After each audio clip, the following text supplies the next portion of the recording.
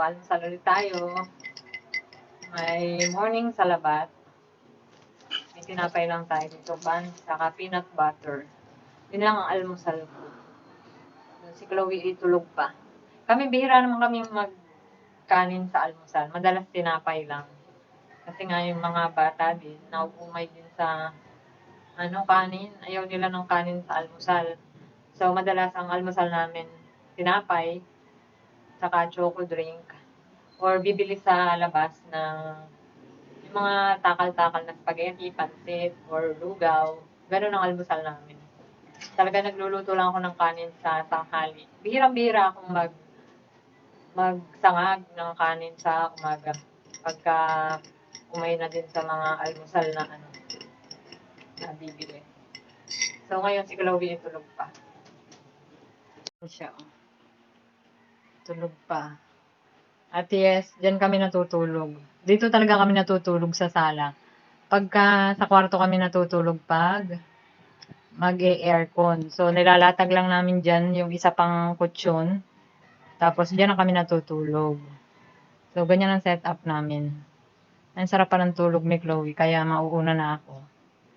Kasi gusto ko nang mainitang basik mura ko. So, ayan guys. Tayo kumain.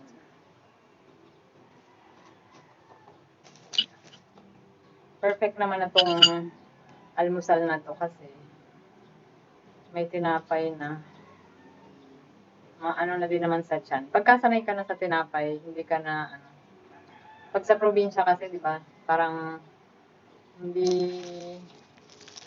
hindi pwedeng tinatinapay ang almusal. Madalas kanin. Pero dito sanayan lang din naman. So ayan.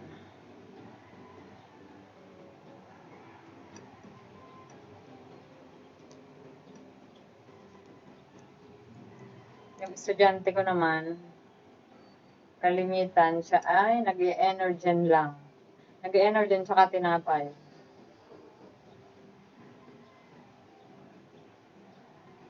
Pagka umaga nga naman kasi, minsan walang ganang kumain ng marami. Sa isang tinapay lang siya tsaka energen, okay na, papasok na siya. Ayun tayo guys.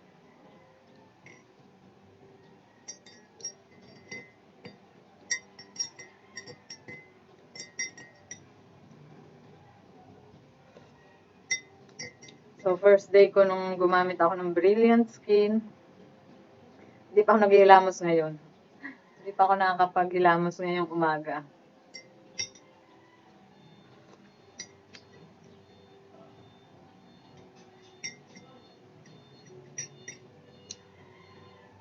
Pag nagkakaedad kasi tayo, hindi talaga naiiwasan yung mga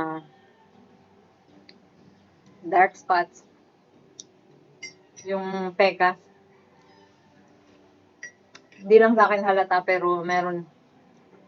Nagkakarenta na kasi ako. Ayun. Itong goal ko na mawala.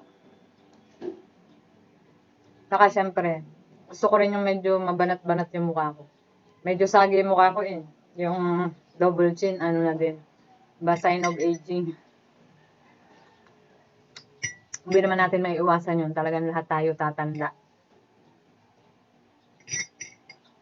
Sa edad na 39, ayun, ganyan na itsura ko.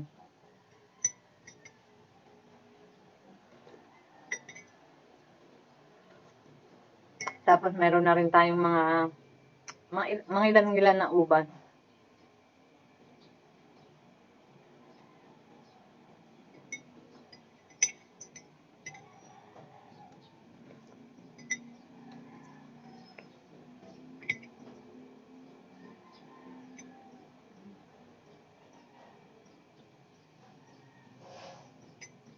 Aba, ayun, gumagalaw na si Chloe. Ay, natulog pa rin.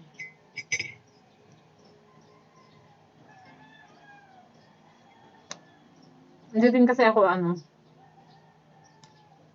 hindi ako fan ng skincare na May cleanser, may toner, may ano. Lalo akong nangangati dun. Lalo akong tinutubuan ng tagyawat. Yung anak ko nga ang problema ngayon, tagyawat. Tinatagyawat siya. Palibasa nasa adolescent stage. 17 years old siya. Ang dami nang natry, pero ganun pa rin.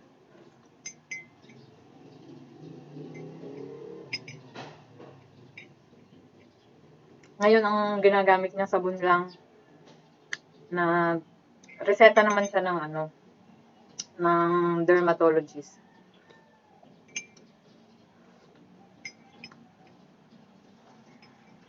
Saka yung pinapahid na benzoyl peroxide.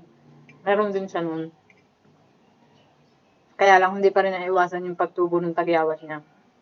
Parang kumbaga yung benzoyl peroxide. Pinapabilis niya lang yung paghupa ng tagyawat. Pero hindi naiiwasan. Natubo pa rin tagyawat.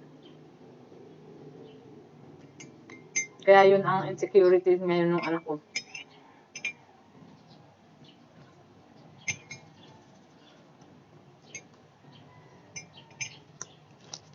Siyempre, bilang nanay, ako naman, support din ako sa paghahanap ng mga produktong mild na maganda ang review.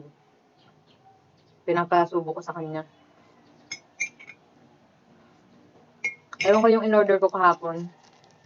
Ewan ko kung itatry niya kasi baka matapang din. Kojic. Ang paghilamos ko nga kagabi, medyo ramdam ko yung hapdi-hapdi. Pero hindi naman ganun talaga pag Kojic, 'di ba? Kasi nagko-Kojic din ako dati yung yung Kojisan. Yung dating Kojic na gamit ko. Kaya lang hindi pa rin umuubra, ganun pa rin yung aking mga dark spots. Lalong dumadami. Ako pa naman ang dami kong maliliit na nunal sa mukha. Ay di nagmumukhang ang dami kong itim-itim kasi nadadagdag yung mga dark spots. Lalo dito parte sa may mata kong ganyan. Ewan ko kung eto bang brilliant skin mapipigilan niya ang aking mga dark spots sa pagdami.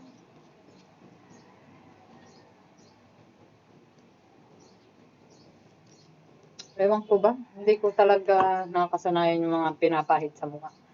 Lalo make-up. Lalo yung make-up.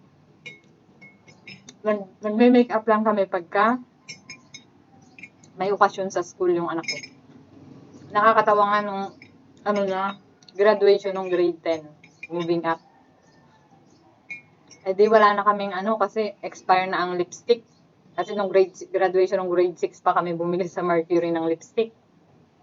Ayun, napabili ulit sa Mercury. Tapos, bumili din kami ng yung mga pang brows na makukulay. Bumili din kami kasi ganun daw pag may makeup, meron din sa ganito. Ang gawa namin yung lipstick, siya din yung pangkulay dito. Tapos yun namang dito. At nanood din naman kami ng mga tutorials ng pag may makeup. Pero, akala mo ang dali-dali, pero pag in-apply mo sa'yo, mukhang tsaka. Kaya ang ending ng makeup namin, nag-lipstick na lang kami sa konting ano ba yun? Foundation. Tapos ang pangit pa ng foundation kasi skin tone yung binili namin pero pag pinahid dito ang puti. Ang puti ng mukha pagka hindi mo inuntian lang, ay magmumukha kang espasol. Ayun, itsura namin parang wala ring makeup kasi nga hindi kami marunong mag-makeup ang pangit ng pagkaka-makeup, ang ending binura-bura din namin. Ang ending namin lipstick lang tsaka konting kulay-kulay dyan. Tsaka pulbos. Ganun lang. Pero pag titingnan mo yung mga nagme-makeup tutorial sa online, ang gagaling. Kala mo ang dali-dali lang. Yung ang dami nilang nilalagay. Yung mga may foundation, may concealer, may Pero ang ganda pa rin ng kulay ng Pero nung kami tinry namin, foundation pa lang, mukha na kaming espasol. Tapos, yung pangkulay dito sa mata, dito, ang hirap din palang ang tawag doon? i-blend yung pagsamahin mo na bagay na maganda yung labas. Diyos ko, ang hirap na hirap kami. Mukha kaming mga ewan sa makeup namin. Kasi naman kung magpapa-makeup ka, magbabayad pa.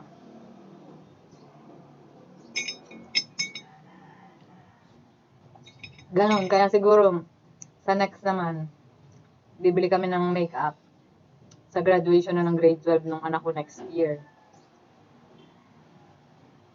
Hindi rin kasi nagme-makeup yung anak ko. Hindi rin niya nakahiligan. Diba yung mga kabataan ngayon, kalimitan, pumapasok sa school, mga makeup na. Pero yung anak ko hindi. Lalo na ngayon tinatagyawat siya. Hindi siya, nag-aano siya nung, ano yun, lip gloss, yun lang. Hindi rin niya ano yung makeup.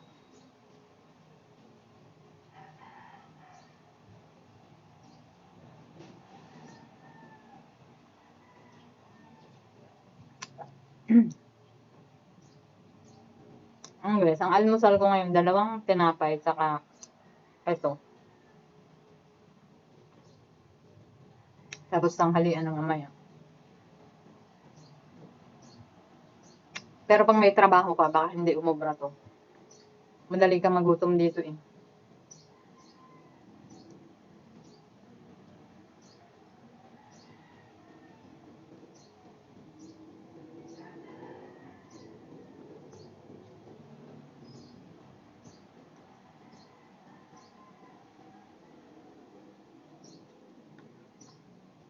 Wala na akong mai-content eh.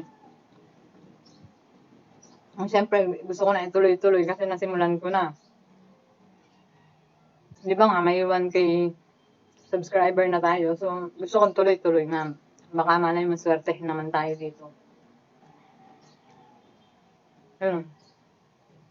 Maging stepping stone natin para magkabahay, di ba? Kasi mapapaisip ka din eh. Yung mayayaman na nga, nagba-vlog pa. Di ba? Mapepera na pero nagba-vlog pa para magkapera pa. Di ba?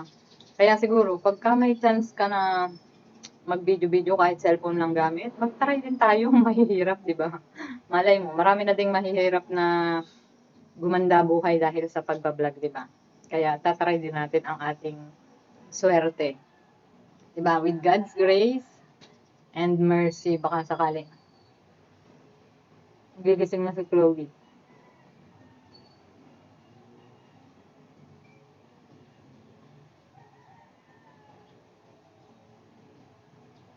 Ayan. Tapos na ang ating almusal. Wala, nataas-ikasuhin ko naman si Chloe kasi, gumagalaw na siya pagising na yan. So, yun lang guys. Thank you for watching.